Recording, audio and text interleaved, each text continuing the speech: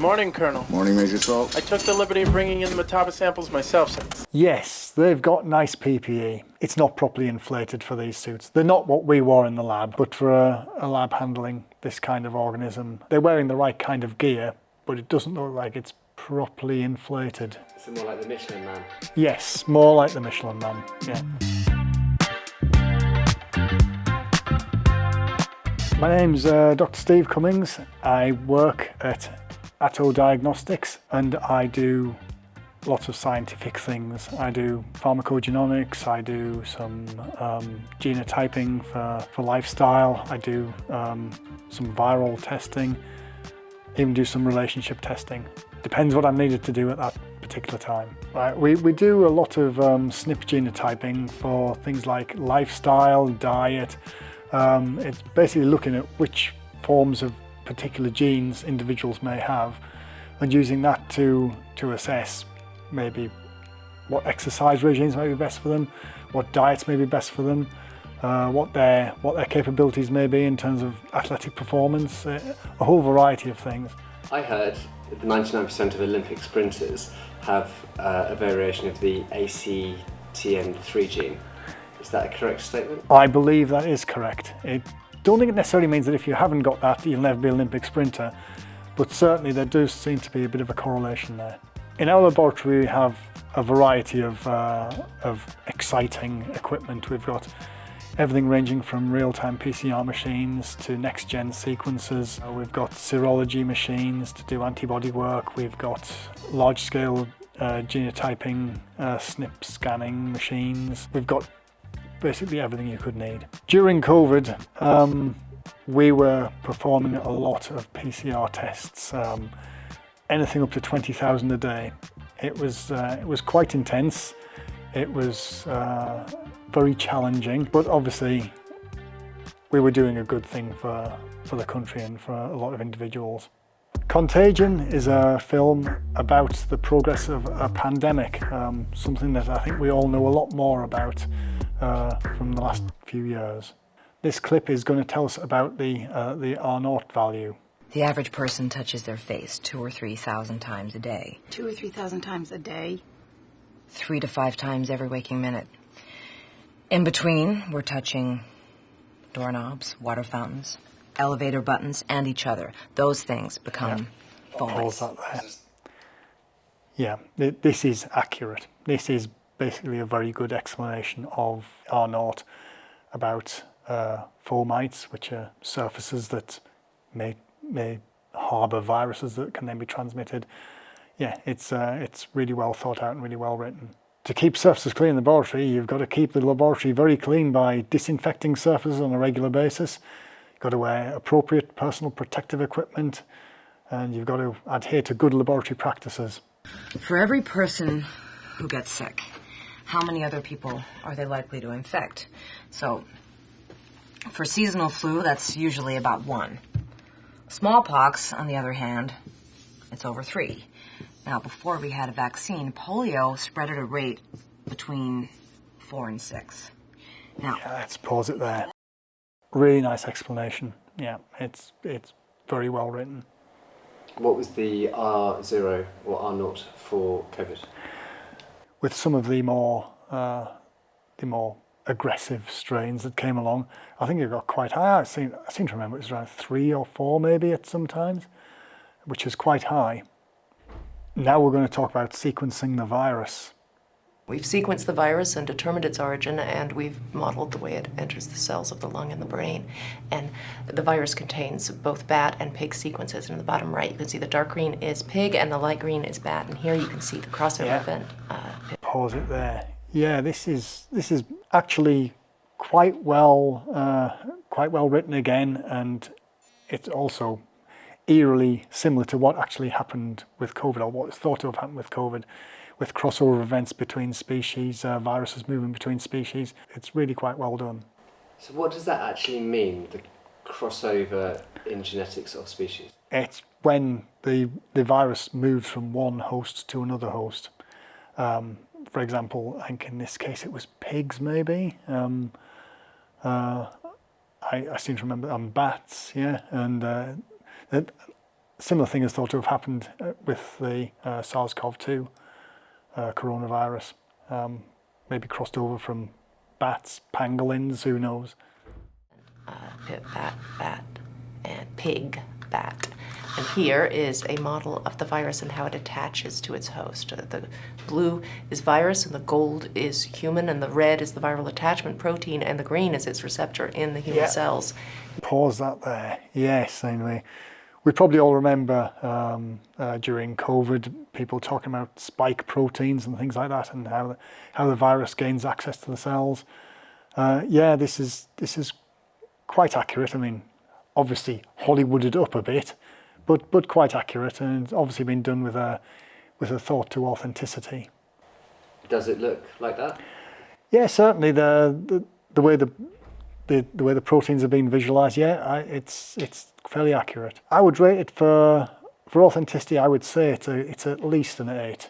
All right, the next film is Outbreak, which again looks at a viral pandemic or potential pandemic. In this one, we have Dustin Hoffman fighting the good fight against the virus. Good morning, Colonel. Morning, Major Salt. I took the liberty of bringing in the Mataba samples myself, since. Casey, we got an early riser. Hey, I was up at 4. Right, okay, let's go to work. I want to separate those samples, I want to thaw them, and I want to throw them under the scope. Done, Pause that sir. there.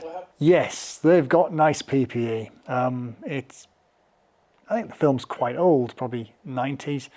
The PPE, it's not properly inflated for these suits. They're not what we wore in the lab. But for a lab handling this kind of organism, yeah, they're wearing the right kind of gear, but it doesn't look like it's properly inflated. The whole idea of these suits is that if you get a rip, then the air pressure doesn't allow anything in, the air goes out. Is it more like the Michelin Man? Yes, more like the Michelin Man, yeah. All right, let's go. We'll have the results in a couple of hours. Very good, Major. Listen to the way it rolls off your tongue. Motaba. Well, you know, it sounds like a perfume. One drop and you'll feel so different. Your lover will melt in your arms. Here, try a sample. Quick hands. But not as quick as mine. Yeah, we'll pause it there. Yeah, we don't throw viruses around the lab, or even pretend to throw viruses around the lab. I would expect highly trained scientists in such a desperate situation to be behaving a little bit more responsibly, maybe. It infects the cell, replicates, and kills this fast? These numbers can't be right. Ebola takes days to do this damage. Sirs, the numbers are correct. I wish to God they weren't. One goes in, millions come out. Every cell is dead. Now we see them individually. Yeah, let's pause it there. Yes, this would not happen. This would not happen. You cannot see viruses like this, an Ebola-like virus, down a light microscope. You'd need electron microscopy at the very least to see these viruses. They are way, way, way too small. Up close and personal. I hate this bug. Come on, Casey. You have to love its simplicity. It's 1/1000th our size and it's beating us. So what do you want to do, take it to dinner? Let's pause it there. Yeah, it looks a lot like Ebola, but yeah, it doesn't make any sense, no. In fact, much of the science in this film makes little or no sense. For entertainment value, it's a solid 8. For authenticity, it's, I would say, a 1. This is Twins with Arnold Schwarzenegger and Danny DeVito as unlikely twins. Yeah, in this room we're going to have a look at the room where they were conceived and potentially delivered. You came out first, of course. We weren't expecting him. We're making the most fully developed human the world has ever seen. But instead of just one perfect kid, Mom had the 2 of us. Way to go, Mom. Wrong. The embryo did split in 2, but it didn't split equally. All the purity and strength went into Julius. All the crap that was left over went into what you see in the mirror every morning. Let's pause it there. Yes, this is not going to happen. If you've got identical twins post-fertilization, the egg splits, identical DNA in both of them. That's why they're identical. To get non-identical twins, this is, or fraternal twins I think they're called, they are two different eggs fertilized by two different sperm. Then you could have Arnold Schwarzenegger and Danny DeVito, but not in this case. What are the sorts of traits that are highly inheritable? Certainly things like physical characteristics like eye colour, hair colour, skin colour. These are all heritable.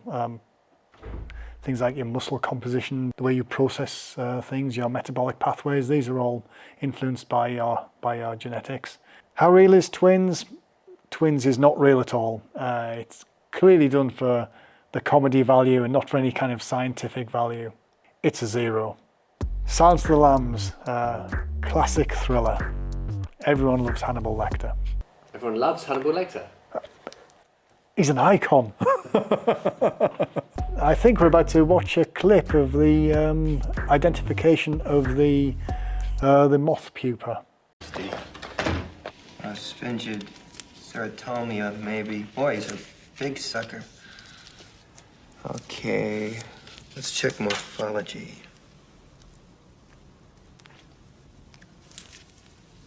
Yeah, let's pause it there.